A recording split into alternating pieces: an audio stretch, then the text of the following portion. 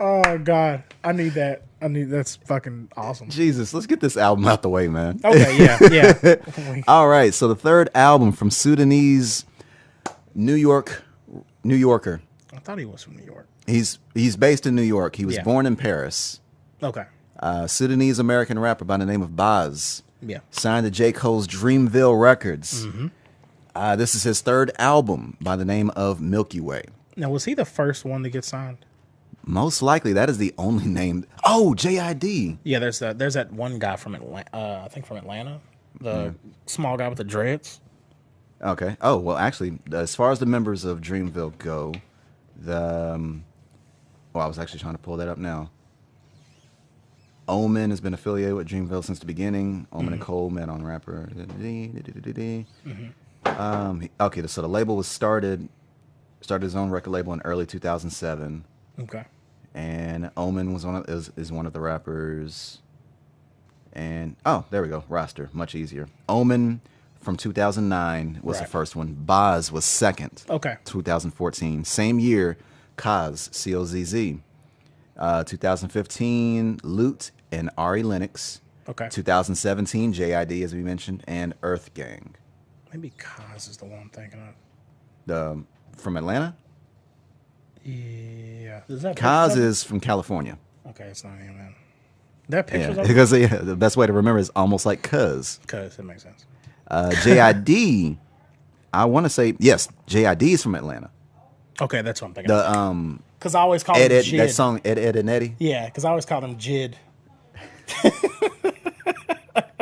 Just because I was just like, it's Jid. All right, nice. All right, so back to the lecture at hand. Milky Way, that came out as of this year. Baz's third album. Let me get my list. And let's see, there are 14 tracks on this album. Mm-hmm. Well, 14 tracks. 2 of the tracks are skits. Yep. Or just some audio from movies. Yeah.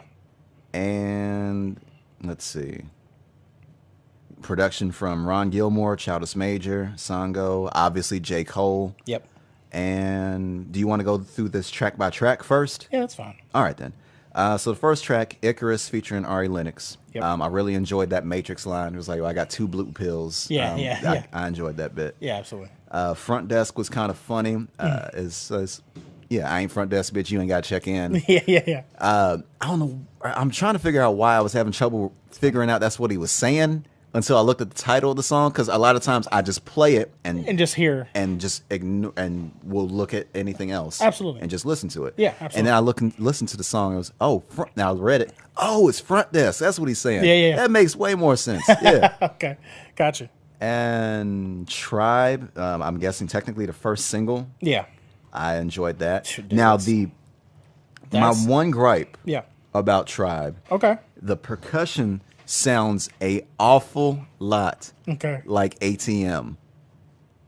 Okay, I can hear that. Yeah. If you like the drum beat, the drum pattern, as a matter of fact, I'm gonna add a little space to play them back to back on the audio. Okay.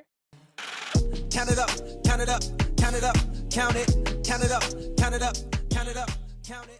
Everything around me, I took it. Did it with only the niggas I knew. And a few niggas I thought I knew better. Like all my bitches, I always do better. But you're more top and we'll go from there. All right. So you tell me. Now, this was the funny thing, because this was the first song I heard off this because I watched the video. It was the first thing I learned. It was the first time I had seen Boss, like seen him. So I was like, okay. I was like, if this, that's when you sent the album to everyone, and then I was like, I'm really excited for it, because I told my buddy as soon as I heard that song and watched that video, I was like, if the album sounds like this, it's gonna fucking be next level for me. Because the thing that carries through, especially like with Tribe and going through, I can't remember the last time I've listened to a hip hop album, and I mean like a hip hop album, that has made me want to hit the dance floor on almost every fucking song. It has that very, I mean, it's obviously got that very like that injected Sudanese, that African, that African drum. Like it has that rhythm to it that pulses throughout pretty much the whole fucking thing almost. And that's one of the reasons why, of course, like I've said 1,000 times, production. And that was the funny thing about listening to this. The first time I listened to it, I was just walking around the house playing it through the phone speakers. Yeah. So I was getting hints of just like, I could only hear like obviously top level because it's unless you have headphones and you don't hear any of the low end. So I was hearing like clearly like the samples and like your kind of your higher the snares and stuff. So I was hearing those drums and I was like, ooh, like because even like on the next one on Boca Raton, I remember when I first heard the sample. One, anytime I see A$AP Ferg, I'm like, yes, I'm on board. Yeah, that is, yeah. I'm on board. This is Boca Raton is easily my favorite song on this album. It's fucking. But when that sample came in, like, and it was like that little, yeah, I was like, okay, and then like I remember I was like sitting there listening to it, and I was like, all right, 1, 2, 3, drop, and the beat came, I was like. Yep. But the thing is, it's even funnier because of that 1, 2, 3 drop. Yeah. It was funny because I was as I said, I was as oblivious to the track list. Yeah. And just listening to Boca Raton, I was like, oh, okay. Yeah. And then it was like, I can't be your number 1, but I could be the 2 to 3 now. And then on the background, just all of a sudden here, yeah. I was like, yo, it's Ferg. Yeah, that was exactly. I got hyped, and I was like, yeah. Yep. It was hilarious. Yep. Anytime I get those the Ferg call outs like come through, I'm like, yeah, yep. It was like it was the equivalent to Yeah. hearing the glass break. Oh yeah. And Stone Cold comes out. Yeah, absolutely. I love that. I'm out like Boca Raton. I love surprises. Yeah, This is absolutely. Like, surprise verses. That was great. Like, I love Tribe, and I think it has an excellent feel to it. Yeah. And it's like the hook. It's like a very like uplifting kind of song. And then you go into Boca Raton, and you're like, okay, like fuck. Yeah. But then they both got this. Yeah, they both had that. Well, I was gonna say island vibe, but it's really more African. Yeah, absolutely. To it. And then you go into Barack Obama special, which is good. Like, I like that one too. It's okay because it comes across. Oh, go ahead. No, I was just gonna say it kind of it lets you down off that hill. So like, a little bit of a dip. Yeah, so like not in like a negative way. Like basically, Tribe, like you're on the dance floor and you're like, hey, Boca Raton, you jump on the speakers. And then, like, Barack Obama special, they're like, all right, you got to get down. And then they get you down, but you're still on the dance floor. Like, okay, I'm good. Let me catch my breath. I might go get a water or something real quick. But I'm still liking what I'm hearing. Okay. Yeah, go ahead. Okay, my issue with Barack Obama special, it felt like either a sequel or a reprise of J. Cole's Neighbors. Okay, yeah. No, absolutely. Yeah, I mean, it's like immediately when he first started talking about, like, the theme, I was like, yeah, I looked and I was like, hey, this is just like Neighbors. Yeah. Like, your label mate. Yeah. It was like, absolutely, yeah. You could have maybe held off on this song, maybe like or had this out before J. Cole's. right, yeah. So it'd be, it's. And it's one of those things where they're different enough where they're not like each other, but they're similar enough where you can see the reason why J. Cole would have wanted to sign him in the first place. Yeah. Then we go into Purge, which I like. That's all right. Good. Fragrance. I liked Fragrance. Like Fragrance. Infinity, and then Infinity plus 2. Yeah. It was decent. It was good. Snafu. Oh yeah, I saw the awesome. Snafu at first, but it's, like I kept calling it Snafu. I see it too. I see why you. I called it Snafu like for like the first couple of days. As I can see why. I can see why it was also that weird shift because it went from like a roller coaster in a sense. This kind of felt a lot like a roller coaster. So we went from down here, and then we got back up to the dancing music, and then Great Ones. I am drawing a blank on that one for some reason. That was the one that was God damn it. Oh, that's another skit. Yeah, or that is the second skit. Yeah, that's the boxer one. Yeah, and then PDA, which I think does it stand for public drug abuse? I thought it was public display of affection, where he was talking about I want to be the one, with this girl. Or I thought about that, but then like I was wondering if it had a second meaning thing, so I was trying to find out other meanings for PDA. You go on Genius.com or some shit. No, I was just like fucking doing dumb shit in my head. Oh, Designer, which I really like. That's my second favorite. That's my second favorite song. And then I think Rockets is a good way out of here. What do you got? Okay, back to Designer. Yeah, that's my second favorite song on here. Yeah. However, there's a lot of people. I really enjoy the production, and he sounded a bit like Wale on Designer. Oh, absolutely. That was what I was, because a lot of times, because I had a few like things, I guess, kind of like takeaways from this album. One, I haven't been this, I guess, felt, because it's not, he doesn't really have anything, like he's got really good lyrics and he's solid, but he doesn't have anything. It's not like the first time you listened to like Lupe and you were like rewinding shit like, what the fuck did he just say? But I have a similar feeling to listening to this album, and really this is the first time I've taken in a large quantity of Boz's work. Same way I felt when I first heard like Chillin' Circuit by Little Brother. I was like, this is my wavelength type thing. Like, I like what we're doing here. I like what he's doing. I like his style. I like his style. Seems like what he likes in production. Yeah. Which obviously comes from his literal background. You can feel that African vibe bleed through the whole thing. And I think that's one of the reasons why I was so high on it. Okay. Because that was the main thing I kept like thinking about, comparing it to like the last time I'd really like listened to an album, the first time I'd really heard an artist. And I could honestly, speaking of Wale, listening to Attention Deficit by Wale, that was a similar feeling where I'm like, okay, like if this is what this guy is, I'm fucking on board. Right. And that's why it's been hard with Wale, because nothing's really been like Attention Deficit Disorder. He's kind of gone away from that really classic, like big band fucking go-go DC sound that he had on that, to kind of go a little bit different direction. Yeah.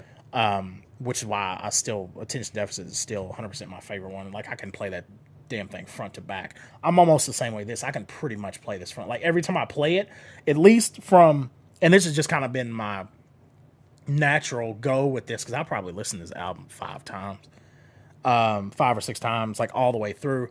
But it seems like recently what I do is I start with Tribe. Yeah. And then it just, do your thing. You can have it. Take it from here, boss. Yeah. And it works perfect, especially from Tribe on through to like fucking Purge. Okay. Like, I'm like, whoo. Because, I mean, like we said, Boca Raton, and for me, Barack Obama Special, I like, but like you said, it is very similar. Purge. But yeah, I definitely agree and echo your sentiment that Designer, he definitely, in cadence and in delivery, sounds very similar to Wale. Specifically on Designer. Yeah. That was the biggest. Yeah, yeah. As far as the rest of the album, I'll get into that in a second. Yeah. But for Designer specifically, he came across sounding like Wale. Yeah, absolutely. Now, Spaceships and Rockets, I was a little disappointed because I've already heard the song. See, that's what my guy I work with said. It was the first song he heard, and I was like, I had never heard it before. I've already heard the song, but it was from Lion Babe. It was originally her song. Oh, okay. And it was just called Rockets. Okay. And this version, Spaceships and Rockets, which is, it still goes along with the hook, is from the original song. Yeah. They just added a African beat to it. Yeah. And that rubbed me the wrong way, because it kind of felt like it was 2 songs merged in one. It felt like 2 songs playing at once. Okay. Yeah. That's and that kind of fucked with me a little bit, just because like I'm hearing the other song. Okay. And I'm hearing this song. And just I see where they kind of took stuff out to where they can mesh it together. Yeah. But it still sounds like there's still some clash in there. There's still a little bit of a clash. That's interesting. The dude Momox, he sounded like an island version of Chief Keef. Yeah. he sounded like that even on the original version, and I just wanted to throw that out there. That's funny. That's hilarious. That's all I wanted to add as far as with Mo. That's good. So my takeaway with this album, this is the first time I've come across listening to a full-length project from Boz. Absolutely. And coming away from this, I am having difficulty finding or knowing his identity. Okay. In a sense. Understand. Like, I can, like, it's one of those folks, like, you first meet somebody, that's like, yeah, they cool. Yeah. As far as inviting them over to the house, maybe see them a couple of times more before I make that decision. Yeah, absolutely. I need you to check in before you sit there and just bring him along. Yeah, right, exactly. So that's funny. Yeah, I'm having trouble getting a full sense of who Boz is, because a lot of the tracks, there were some issues there was some identity issues. It seems like it was like a few times it's like, oh well, I just mentioned Designer where he came across like Wale. Yeah. with Tribe, as far as him and J. Cole just kind of being verse, or like as far as verse for verse, they was in the exact same the rhythm, and the rhythm, and all that. They changed pace at the same bar. I mean, it was like, they wrote that to be uniform as fuck. Yes, and Boca Raton, he was right there with Ferg. He's kind of come across like that friend that is cool with everybody. Yeah. Almost because they're almost not necessarily mimicking them. Yeah. I was trying to avoid the word "not," but there we go. Almost to the point of mimicking the people that they are interacting with. It's a chameleon. Yeah, in a sense. And I just have that lack of feeling like, okay, well, what makes this person stand out? Right. Gotcha. And maybe that's if why there I was like a little it bit so more, much. maybe because if there was a little bit because more, I'm like, I this is familiar. I feel safe here. Before I found out he was Sudanese, hearing the African beats, I thought he was just going with the trend of, we want African dance music along with the rap. And I was like, well, hold on, this is a part of his culture still, too, in a sense. If there were more of those, if there were just a few more than 3 off the top of my head, hold on. Tribe kind of counts. Boca Raton kind of counts. Yeah. What's the other one? Sanufa, obviously. Yeah. Spaceships and Rockets to an extent. Rockets, counts. they tried to merge it in there. Yeah. Now, if there was a little bit more of that, a little bit more African beat shit, then I could sit there and kind of get an idea, a better understanding of, he's bringing his culture in here. He's merging it, he's merging his culture with the American culture. Yeah. As far as like, this is what raised me. This is like me. Yeah, absolutely.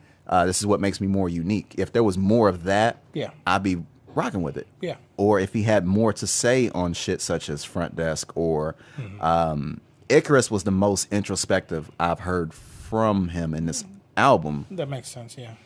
But it only went so far. Yeah, and it's the first song. Yes. So then you have to listen to the rest and see where you're at then. Yeah. I think me seeing literally the first thing I ever heard of him was watching that video. Yeah. I think that helped me at least because literally. Is that your first song of that you've heard of Boz's? Unless I've accidentally heard anything else, I think so, to be honest. The very first song I remember listening to was Lit, which was also featuring J. Cole. Okay. And they sampled Do You Like Drugs by Miguel. Oh, nice. That is a dope fucking sample, the way they did it and the way they implemented it in there. Yeah. And if you get a chance, listen to it. I'll check it out. That was my first introduction to Boz, and I was like, oh, okay, well, shit. I can't wait to hear more from him. Yeah. I think I've heard maybe 2 or 3 more songs. He's had, obviously, this is his 3rd album, so he's had some shit before that or between then. Mm-hmm. But I'm still left wondering who Boz is. Yeah. Which I think I guess visually and stuff that helped me with the kind of like his cultural injection side of it because I saw that video first. Right. And that video is like fucking injected with. I just found out there's a video for Boca Raton. Oh, yes. Best believe I'm watching that shit as soon as this episode's over. Yeah, absolutely. But Boca Raton's so good. So I think that helped me literally, here's this new artist. See him. And experience his sound and visually experience him all in the first dose. I think that helped me kind of see at least where he's at. Now, of course, sonically there are some similar. You can hear some similarities to other artists, like we said, J. Cole. They're kind of mirroring cadence and everything and rhythm on Tribe, and then of course on Designer, the Wale similarity type thing. Yeah. So, what do you give it? I am going to give Milky Way a silver. Okay, cool. It's a good album. Yeah. I just have issues with. I just feel like I want to know more about this dude. Yeah. Absolutely. I'm trying to hear more about this dude. I'm trying to the production is very solid all the way through. It is. It's just lyrically, as far as a theme goes, titling it Milky Way. I could probably read why. Yeah, and it's called Milky Way. There was one reference to it in that one skit where the guy's talking about it. The Great Ones, the Great Ones skit. Is that the boxer one? Yes. It's not the boxer one. It's the one where those it's like 2 guys are talking. It's like Young Blood. He's like you. Oh, I'm sorry. Yeah, the 2 skits is one from White Men Can't Jump. And the other one was from the boxing movie. Right, yeah. Okay, so before, I guess it was before Barack Obama special? Yeah, I think so, yeah, because he starts off, it is. It's right before that, because he talks about, he's like, something like Youngblood, you can go from here to the Milky Way or something along those lines. Yeah. I'm going to give it gold. Okay. Because the production got me, of course. But I do echo that sentiment that when he's never not doing well lyrically, but there are times where it just blends perfectly in. Not in a bad way, but it's not standing out. Correct. It's perfectly there. It's not getting in the way of the beat, and the beat's not getting in the way of him. He's a rapper. Present. Yeah, he's a rapping. He's a rapping.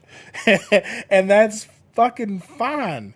But I think we do need another boost. If he stay like the production, like we said, production choices, keeping his cultural sound injected is perfect. Yes. Now let's see if we can go to the next one and get more from his lyrics. Yeah. And more from not only his lyrics, but I would honestly like to see him do something like his label head, J. Cole, and nobody's allowed in here except for me. Right. Let me fucking clear some shit up real quick. Okay. And then go from there. Yeah. And then we'll see, like, on your own, with your personality, who you are, and your culture, who is boss. And then we'll see. That's what I would like him to do next. We'll see if that happens. Right. But I do from J. Cole and his own kind of strategic standpoint, I do understand the thing of on your big single, or really your two big singles, A$AP Ferg and J. Cole being right there along with you to be like, hey, you heard this new song that J. Cole's on? Or hey, you heard this new song that A$AP Ferg's on? Hey, this Boss Guy's pretty good too. I mean, come on. Like, that's smart. That's pretty good marketing. That makes sense. Yeah. And most people who are, and not even just the J. Cole stans, which of course there are, I think people will trust J. Cole's judgment. Would they be dreamers? Ah, that's good. I like that. I think people will generally trust J. Cole's judgment and be like, okay, this is from J. Cole's label. I'm going to check this guy out type thing. Right. The lights are fading. I caught that. That might be symbolism. That might be symbolism. The lights are dimming. With that being said, a gold and a silver on Boston New Album. If you get a chance, check it out. Just let us know what you think. I am very interested to see what we get from the rest of, going forward with the rest of Dreamville's kind of label. And just what we get from J. Cole going forward, because he's been pretty solid as far as like since the old days, the short-haired days, pre-dreadlock days. Which I didn't know if you'd heard it, but did you hear the song that he put out over the, God, what the fuck is that beat? It's got that, he just put it out. It's just like a random song in a video. Yeah, it was kind of, for lack of better words, a freestyle. Yeah, he's just like walking around. I've heard the song. Okay. The video has been unwatched. Yeah, I was unaware of it was the pretty video, simple. So. It was good, but fuck, what was the I can't think of what the fuck Uchiwali. Yeah, Uchiwali. It was over Uchiwali. Yeah. But yeah, so with that being said, guys.